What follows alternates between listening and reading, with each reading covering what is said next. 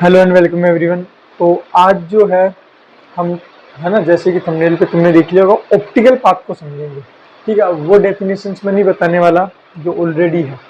ठीक है, कि अपने पास इसकी डेफिनेशन क्या है कि अपने पास ज्योमेट्रिकल पाथ है। ठीक है, ऑप्टिकल पाथ इसका मतलब क्या है कि कोई लेंथ है जो किसी मीडियम के अंदर है। लाइट को ट्रेवल करने में जो टाइम लगता है, सेम टाइम के लिए अगर लाइट को एकदम एयर में या वैक्यूम में छोड़ दे तो वो कितनी लेंथ करेगा ट्रेवल? ऑब्वियसली थोड़ी सी ज़्यादा करेगा। ठीक है, कि किसी मीडियम में स्पीड क्या होती है, कम। ठीक है, तो वो क्या होता है, ऑप्टिकल लेंथ होती है। लेकिन ये थोड़ा सा फील नहीं आया। ठीक है, जितना हम थोड़ा सा फील करने की कोशिश करते हैं उसके सारी चीज़ें अपोजिट जाती है।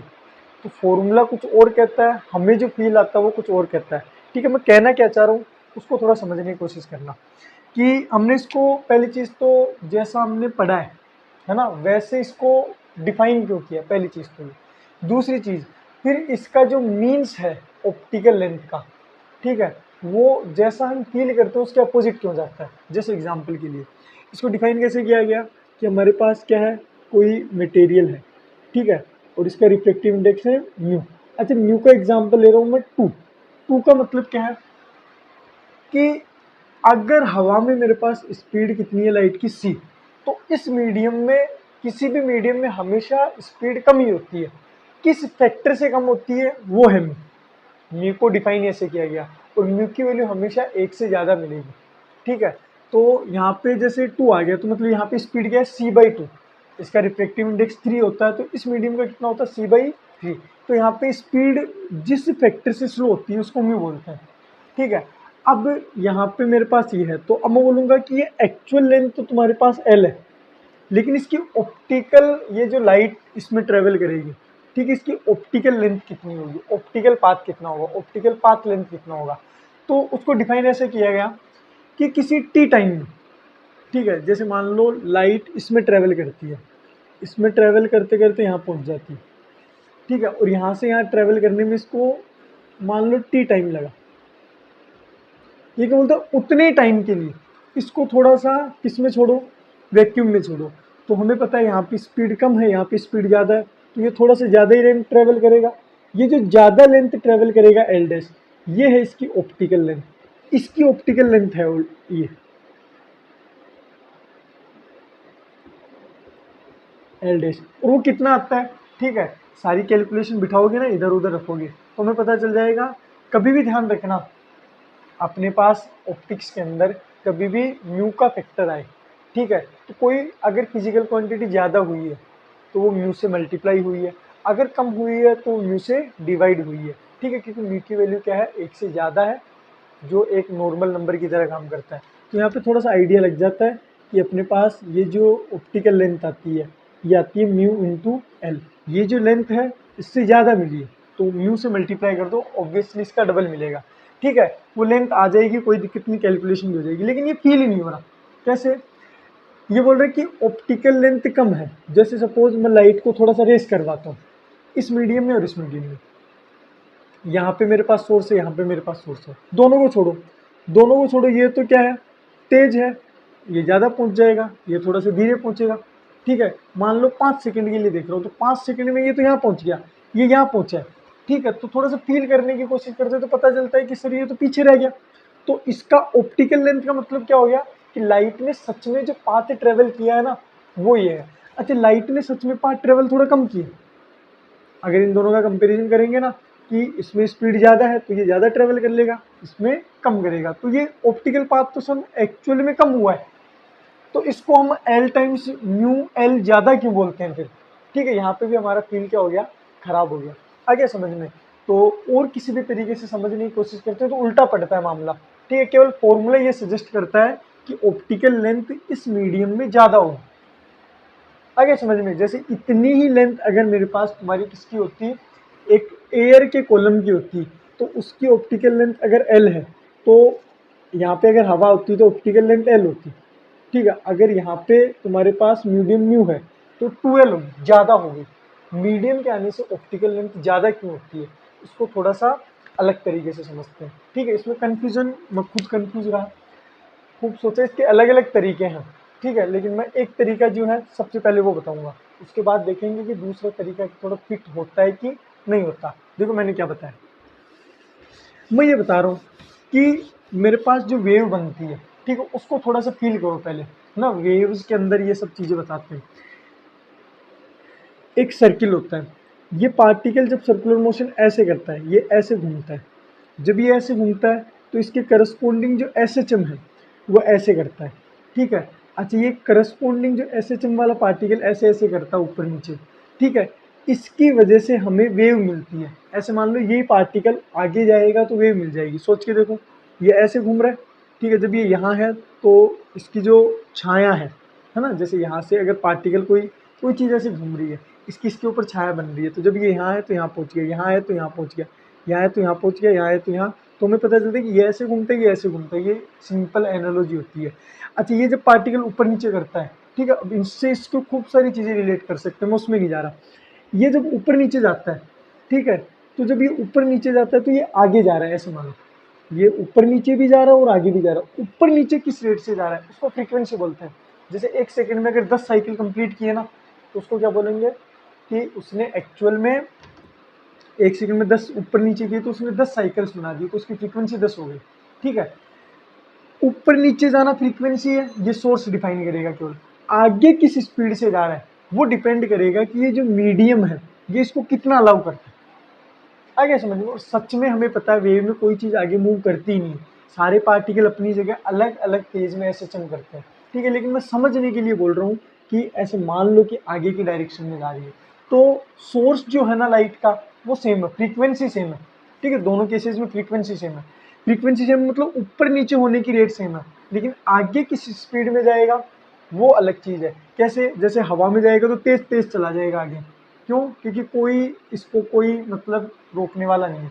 लेकिन मीडियम आ गया तो थोड़ा सा स्लो जाएगा, मीडियम के पार्टिकल उसको रोकने की कोशिश करेंगे, ठीक है। ऐसे समझने के लिए बोल सकते हैं, बाकी तो सजेस्ट कौन करता है, प्रूफ क्या है, मैथमेटिकल प्रूफ। तो मैं एक बार हवा में बना के दिखता हूँ, ठीक है। तो एक बार तो मैं ऐसे बना रहा हूँ कि ये ऐसे रे ऊपर नीचे होने की रेट तो है, लेकिन ये थोड़ा सा आराम से चल पा रहा है, और इसी रेट से मैं ऊपर नीचे कर रहा हूँ, लेकिन मेरे पास मीडियम है, तो ये क्या करेगा, वेव जल्दी जल्दी बना देगा, ठीक है। ऊपर नीचे तो उसी रेट से हो रहा है, लेकिन वेव जल्दी जल्दी बन गई। अच्छा, वेवलेंथ के बारे में देखो, इसकी वेवलेंथ मतलब एक साइकिल कंप्लीट होने में वेवलेंथ लैम्बडा, इसकी वेवलेंथ क्या है, इसकी वेवलेंथ यहाँ से यहाँ तक क्या है, यहाँ से यहाँ छोटी है ना। और फॉर्मूला भी हमें बताता है, speed is equal to C F, F same है, तो जिस मीडियम में स्पीड ज़्यादा है उसकी वेवलेंथ ज़्यादा होगी, स्पीड ज़्यादा तो वेवलेंथ ज़्यादा, स्पीड कम तो वेवलेंथ कम, ठीक है। ये फॉर्मूला भी हमें ये बता रहा है। अच्छा, हमें पता है ये सारी चीज़ें हम देखते हैं इंटरफेरेंस के लिए, कि दो वेव जाके मिलेगी और उसमें फेज डिफरेंस कितना होगा। फेज डिफरेंस क्या इंपॉर्टेंट है, तो इंटेंसिटी का तुमने YDSC में फॉर्मूला पढ़ा होगा, ये यानी फाइनल इंटेंसिटी जो मिलेगी ना वो पाथ डिफरेंस पे कभी डिपेंड ही नहीं करती, वो डायरेक्टली डिपेंड करती है फेज डिफरेंस पे, ठीक है। कि ये फेज कितना है, अब फेज तो एंगल होता है, जैसे तुमने सुना भी होगा फेज π/2 π/3 π/4, ठीक है। तो वो फेज यहाँ कहाँ दिख रहा है, अगर कोई चीज ऐसे जा रही है तो एंगल कहाँ बना, एंगल तो बना ही नहीं। तो ये एक्चुअल में पूछ रहा है कि ये SHM कर रहा पार्टिकल, उसका फेज, SHM का फेज हमेशा इस सर्कुलर मोशन से आता है, ठीक है। और ये आता कैसे है, जब ये पूरा एक चक्कर लगाता है, ठीक है, तो पूरा एक SHM होता है, और पूरा एक SHM होता है तो पूरी एक वेव बनती है, यानी ये पूरी वेवलेंथ ये बताती है कि इसका फेज 2π, ठीक है। तो इसी कॉन्सेप्ट का यूज करके हम फेज का यूज करेंगे, और फेज जितना ज्यादा होगा पाथ भी उतना ज्यादा होगा, ठीक है। ये जो फेज जितना ज्यादा होगा, जितना ज्यादा फेज होगा उतना ज्यादा पाथ होगा, ठीक है। ये क्या है, सिंपल कॉन्सेप्ट है। अब इधर देखो, मेरे पास यहाँ पे जो वेव बनी यहाँ से यहाँ तक के लिए देखो फेज कितना है, एक वेव, दो वेव, यहाँ से यहाँ वेव, यहाँ से यहाँ फेज 2π, यहाँ से यहाँ फेज 2π, कितना बना 4π। अच्छा, यहाँ तक देख लो, इसका फेज ज़्यादा है या कम है, यहाँ से यहाँ फेज 2π, यहाँ से यहाँ फेज 2π, यहाँ से यहाँ फेज 2π, ठीक है, यहाँ से यहाँ फेज 2π। अच्छा, यहाँ तक जब तुम आओगे तो यहाँ पे फेज एक्चुअल में ज़्यादा हो गया, कितना हुआ, ठीक है। इससे कंपेयर करूँगा तो ये सब कुछ मैं एयर में देख रहा हूँ, ये किसी मीडियम में देख रहा हूँ, ठीक है। और मैंने तुम्हें बताया कि वो म्यू टाइम्स बढ़ जाता है, ठीक है। प्रूफ बिल्कुल आसान है, ठीक है, वो फॉर्मूला तुम रेशियो में लोगे सब कुछ सेम आ जाएगा। तो यहाँ पे फेज अगर फाई है तो यहाँ पे फेज एक्चुअल में म्यू फाई हो गया, म्यू टाइम्स बढ़ गया, ठीक है, एक्चुअल में क्या हो गया, बढ़ गया।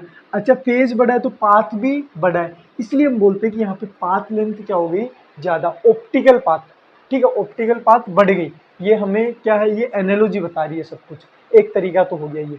दूसरा तरीका, ठीक है, दूसरा तरीका बिल्कुल इंटरेस्टिंग है। कैसे, एक्चुअल में हम वेवलेंथ इस पॉइंट से इस पॉइंट के बीच में जो सीधी डिस्टेंस होती है उसको वेवलेंथ बोलते हैं, उसको पाथ बोलते हैं कि लाइट ने इतना पाथ ट्रेवल किया।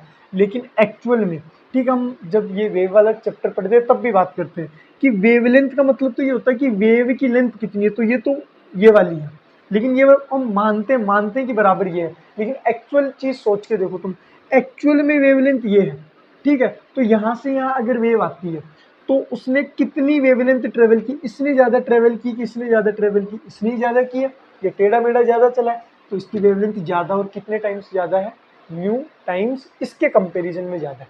आगे समझ में। तो ये वाला कॉन्सेप्ट मेरे को सबसे बढ़िया लगा इसमें, कि एक्चुअल में लाइट सच में अगर हम माने कि कोई पार्टिकल एसएचएम करता हुआ आ रहा है, ठीक है, पार्टिकल एसएचएम कर रहा है, कोई फ्लो आगे जा रहा है, ऐसे माने तो मानेंगे तो ऐसा कुछ होगा कि इसका पाथ क्या है, कम है, तो इसका पाथ ज्यादा है, ठीक है, इसने पाथ लेंथ ज्यादा ट्रेवल की है, ठीक है, इसलिए वो म्यू टाइम्स, है ना, जितनी लेंथ में चला है म्यू टाइम्स टी होता है, ठीक है। हकीकत तो ये है, बाकी ये फील वाली चीज ये सब कुछ उल्टा इसीलिए बताता है, प्रूफ भी अलग अलग मिल जाएंगे आगे समझ में, ठीक है। ये दूसरा तरीका आ गया इसको समझने का। तीसरा तरीका देखो क्या है,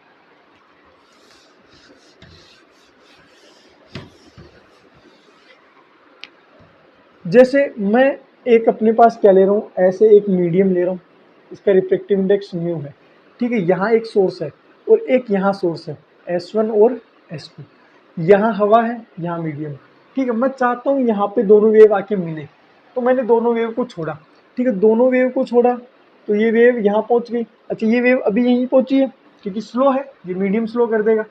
अब मैं चाहता हूँ ये इंटरफेरेंस हो, तो उसके लिए ये यहाँ पहुँचे तो सही, तो ये वेव कितना आगे निकल जाएगी, ये वेव आगे निकल जाएगी और ये वेव अब पहुँचेगी। तो अब हमें लग रहा है कि पाथ देख के कि दोनों का पाथ तो सेम है, पाथ डिफरेंस 0 होना चाहिए, लेकिन एक्चुअल में नहीं है, पाथ डिफरेंस ये वाली चीज़ है। इसीलिए हम वो कॉन्सेप्ट लेके आते हैं कि तुम्हारी जो वेव है, ठीक है, यही वेव अगर, यही वेव देखो इतनी लेंथ की वेव अगर इस मीडियम में ना चल के हवा में चलती तो उतने टाइम में कितना डिस्टेंस ट्रेवल कर लेती, तो उसको इसका पाथ लेंथ बोलते हैं, ठीक है। ये इसका दूसरा तरीका है। एक और तरीका देखो, ये तीसरा तरीका हो गया, एक और तरीका देखो, ठीक है। मैं चाहता हूं कि मेरी जो वेव बने, ठीक है, यहाँ पे इंटरफेयर करे, तो यहाँ पे इस मीडियम में स्लो है, तो इस वेव को मुझे बाद में स्टार्ट करना पड़ेगा, इस वेव को, क्योंकि तेज चलती है, ठीक है। जैसे ऐसे नहीं होता कि कभी ऐसे बच्चों के साथ रेस होती है जो तेज जोड़ता है, हम चाहते हैं कि दोनों साथ पहुंचे, मान लो ऐसा कोई गेम है, दोनों साथ पहुंचे तो बच्चे को पहले भगा दे आगे, है ना, फिर बड़ा आगे भागे तो दोनों साथ साथ पहुंचे, तो ये तेज है ना, इसको बाद में चलाएंगे।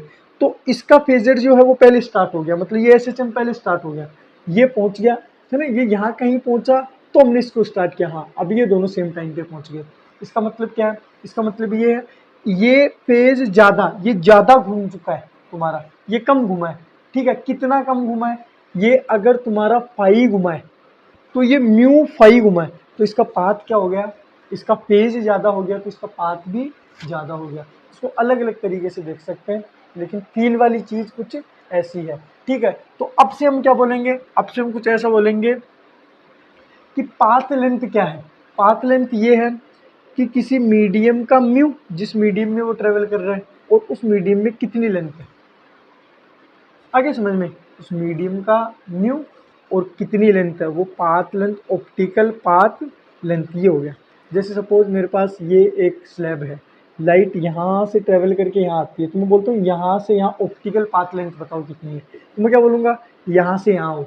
अच्छा यहाँ से यहाँ लेंथ कितनी है, लेंथ मल्टीप्लाई यहाँ का रिफ्लेक्टिव इंडेक्स, फिर यहाँ तो ये लेंथ और यहाँ का रिफ्लेक्टिव इंडेक्स प्लस करते जाओ, फिर ये लेंथ और इसका पाथ डिफरेंस, आगे समझ में। या फिर मैं ऐसे भी कर सकता हूँ कि सपोज मेरे पास ये लेंथ बिल्कुल छोटी है, तो मैं क्या बोलूँगा कि यहाँ से यहाँ तक लाइट तुम्हारी हवा में ही चली है, केवल इस लेंथ को छोड़ के, तो जितनी देर हवा में चली है, जितनी जगह, तो उस लेंथ को लिख लो। तो टोटल लेंथ ये मान लो l है, तो l माइनस टी के लिए तो क्या चला है ये हवा में, l माइनस टी के लिए तो क्या चला है हवा में चला है। देखो इसको निकाल दो, इस लेंथ को और इस लेंथ को हवा में चला है, ठीक है, प्लस इसको मीडियम में चला है। अच्छा एल में ये तुम बाहर निकालो, टी कॉमन लो, म्यू माइनस वन।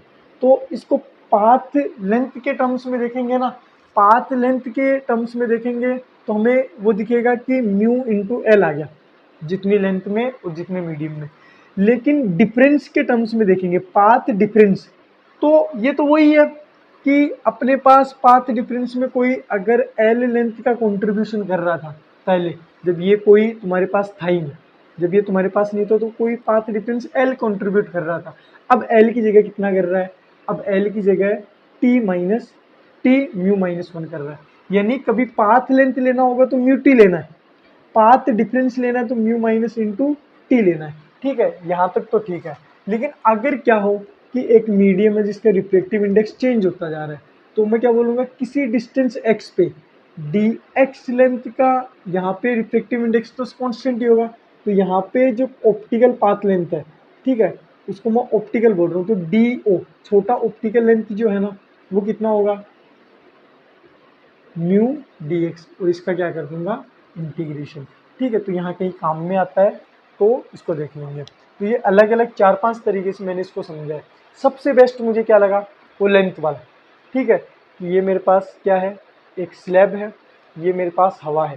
ठीक है, यहाँ पे पाथ लेंथ जो है, ठीक है, क्योंकि ज़्यादा तेज चलती है तो बड़ी बड़ी वेव बनती है, यहाँ पे छोटी छोटी वेव बनती है, तो इसका पाथ लेंथ एक्चुअल में ज़्यादा है। ठीक है, और ऑप्टिकल पाथ लेंथ क्यों बोलते हैं, ऑप्टिकल का मतलब हो गया लाइट का पाथ, कि लाइट सच में ज़्यादा ट्रेवल करके आई है इसमें, आगे समझ में, और कितना ज़्यादा ट्रेवल करके आई, जितना उसका रिफ्रैक्टिव इंडेक्स है। तो फील भी यहीं से आता है। ठीक है, तो आया होगा समझ में। ठीक है, और इसमें क्या मतलब, क्या और आइडिया हो सकते हैं तुम्हारे हिसाब से, कमेंट बॉक्स में ज़रूर बताना। Thank you.